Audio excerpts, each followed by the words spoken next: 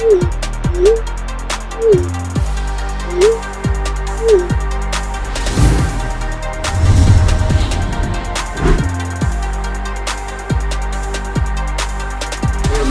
up? This is Harry along with Gina. And we are at CES this week. This is our first time here and it's just been a lot of mind-blowing stuff. So we're a little bit late to the game, but we're going to talk about some of the things that we saw from yesterday's Unveiled as well as Showstoppers. A little bit of Showstopper stuff. So yeah, it's just a lot of stuff. Now, just to kind of give you an idea, yesterday and today felt more like a day zero kind of a vibe. With the Showstoppers event, it felt sort of like a Shark Tank kind of thing where you had a lot of different innovators and inventors come out, present products for judges to take a look at, decide like what's really going to be something innovative. And AI is just taking over. I feel like a couple of years ago, AI was, what is it, what does it do? And now we're seeing AI help you in many, many ways, health-wise, mobility-wise, or just sicknesses. Yeah. You know, one of the things I can think of off the top of my head, I can't remember the company. There are a lot of companies out there that I've seen doing this where they're taking things like scales and things for your bed and for sleep and going really in on how they can measure how we're sleeping, the quality that we're getting, among other things. But let's talk about Showstoppers real quick. There were two things that stood out. I think the one thing that stood out for me was the swipe video. There was a gentleman there introducing a product where he's trying to take a whole lot of different camera angles and giving everybody a personalized choice as to how it works, where you have other venues, you might get like 5 or 6 different views. This one is supposed to give you every view imaginable.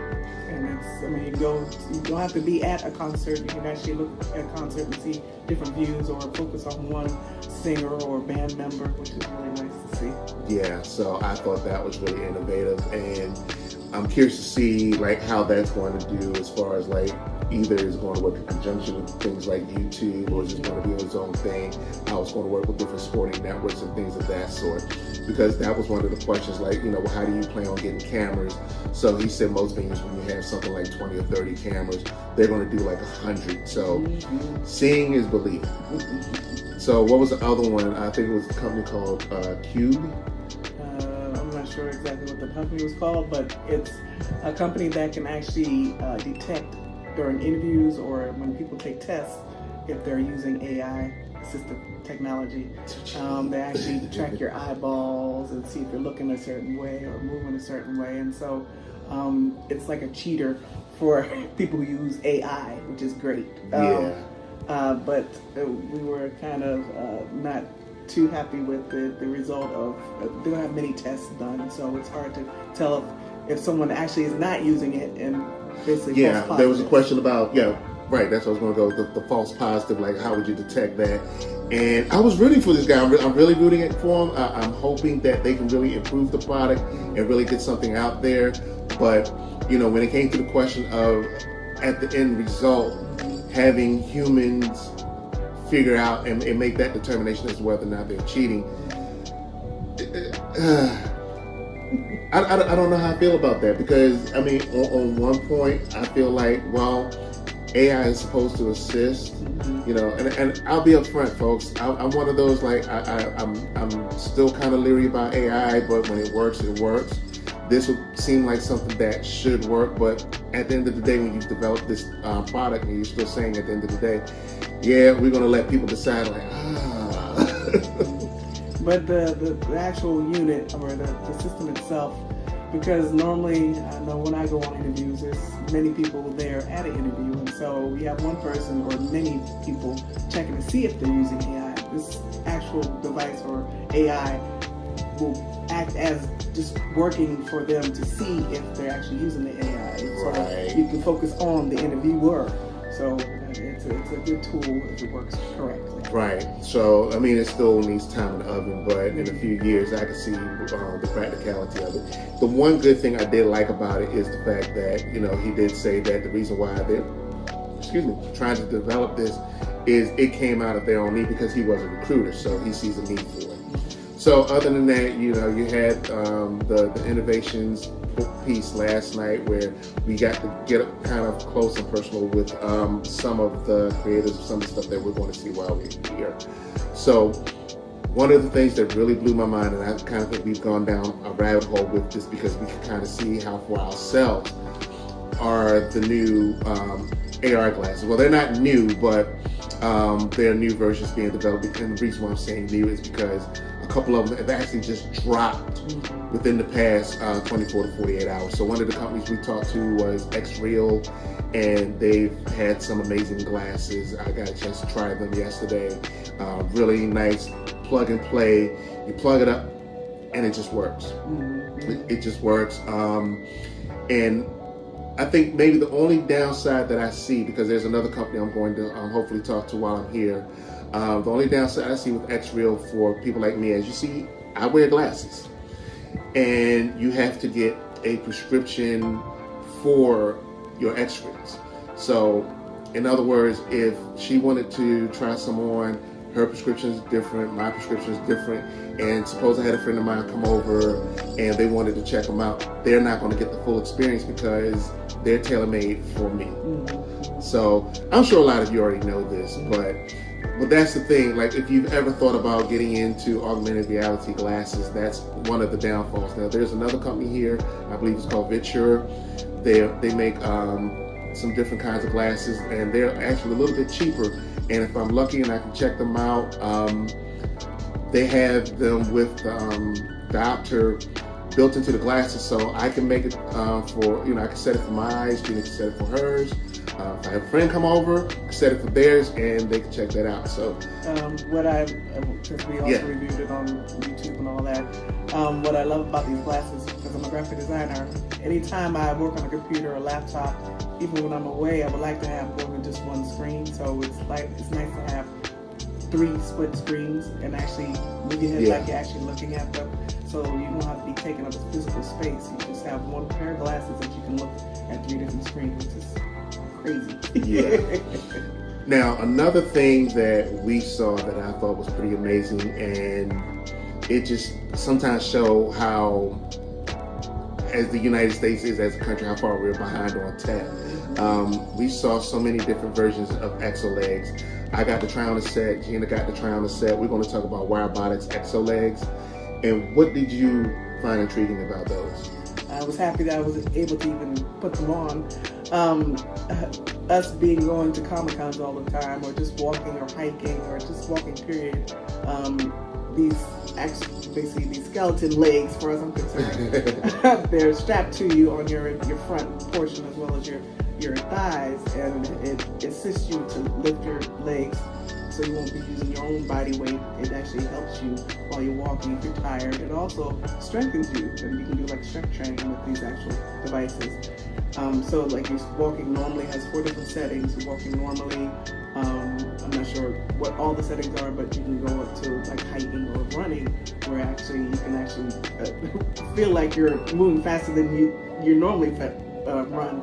So I love them because they're very assistive. I just wonder if they'll help people who do have a problem walking, period, if it'll help them. Yeah, you know, especially people with different disabilities, muscle atrophy, things of that sort. Like I could see how these things would definitely help in the future. And the crazy part is the 3 different manufacturers we talked to yesterday, because Wirobotics was just one. We ran across like 3 different manufacturers that have these things.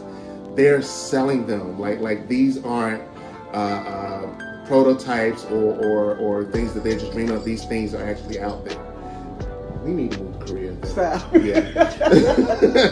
But I did ask one of the ladies, I said, are they waterproof? She said, well, I mean, because you might be hiking or running in the rain, and so she said, yeah, you can run. They're weather resistant. And don't swim in them, which would be nice. And I'm sure that's probably going to be next. And then of course, with AI and apps, you can track everything, your movement, your posture, your weight resistance, things of that sort. So, again, that's one of the ways AI plays into these devices. So another thing that I saw, it was kind of old hat for me, hover camera. So I remember years ago, back in I think 2018 or 2019, I got one of those personal drones. So these aren't full-blown drones where you can fly them up and off great distances. These are meant for like your bloggers and things of that sort. And you know, when I got mine at the time, I thought it was revolutionary, but then it felt limited. So I was really kind of glad to see that these folks out here are still making product, because they kind of went radio silent for a while. And I started getting nervous because they had like a second unit that they were supposed to be developing. Then you didn't hear anything, and then they came out with a second type of a unit. But then they kind of went radio silent again. But when I saw them yesterday, it was really nice talking to them. They're still building personal drones where you can still do like, you know, get the drones to follow you along, record, like even when you're skiing. And actually, she said that they don't want to call them drones. They want to call them, what do you say, active cameras. They're drones. They're drones. Well, no, and I understand the difference that they're trying to make, because they're good, like I said, if you're a vlogger and you're out somewhere, like, you know, if you're motorbiking or if you're skiing or running or something like that, you want something to record. Yeah, so it's great for those. But, you know, again, when you think about the traditional drone, you think about something that you're putting up in the air and things like that. But then the other innovative thing that they are working on, I don't know if they're on the market yet. They have drones that actually go along in the water. They don't go underwater, they go along the water. So that seemed like that was a really cool device. So I'm definitely thinking about checking one out, or actually when I get home, check to see if they've upgraded the firmware on my older one to see if I can still get some life out of it, because they have their uses when they work. So the other thing we want to look at was the Tomoshi AI printer, the one that had the AI prompts. Again, graphic designer over here. What did you think of it? It's wonderful if it works correctly. What this device actually does, it's actually an app where you, like for AI, you put in a prompt, but you got to be very specific, because you're defining what the 3D printer will make for you. So you have to define size, shape, depth, everything else. And so you put in a prompt, and these actual machines that they have there will print it for you. I did ask the guy, because the printer seems a little small. It might be like 8 inches wide, but he said that the length could be as long as you want it to be. I haven't seen it printed, but you just put in a prompt in this actual printer. Well, it'll show you the actual model itself before it prints, but it prints the actual prompt that you actually put in, which is great. I haven't seen it in action, but it sounds great. It sounds very promising. Yeah. Because for me, I took actually modeling course in 3D in my with any 3D program, and normally you have to use the tools to create the device, to create the model. But this, you put in a prompt, and the software does it for you, which is great. Yeah. Again, AI. Which brings us to our last thing. So, the Tombot dog. Wow. I want to preface by saying that my mom, she already has what's called an AI cat. She reacts to it because she doesn't want to take care of a real cat, because it can be a lot of work. So, as a companion, she got these cats that basically talks to her by emotion, or the light will come on and it'll talk.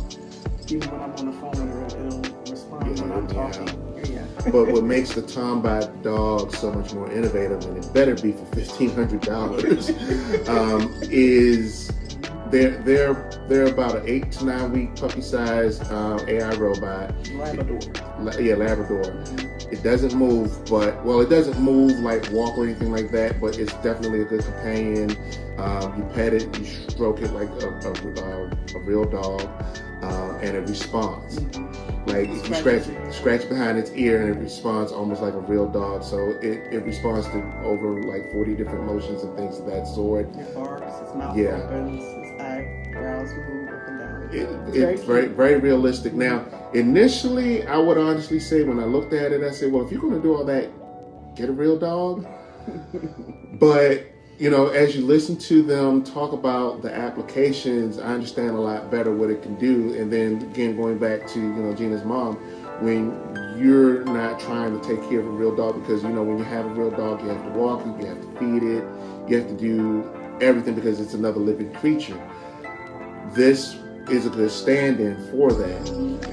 It's basically made for seniors and people with dementia. And that's what I was getting to. But yeah, I could see that. And again, it responds to stress, and it really it works well to help calm people down. It was just, it's something.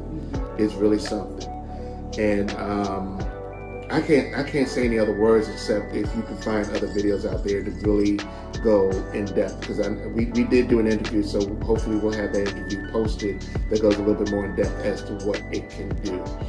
But again, this has been Harry and Gina. First time here.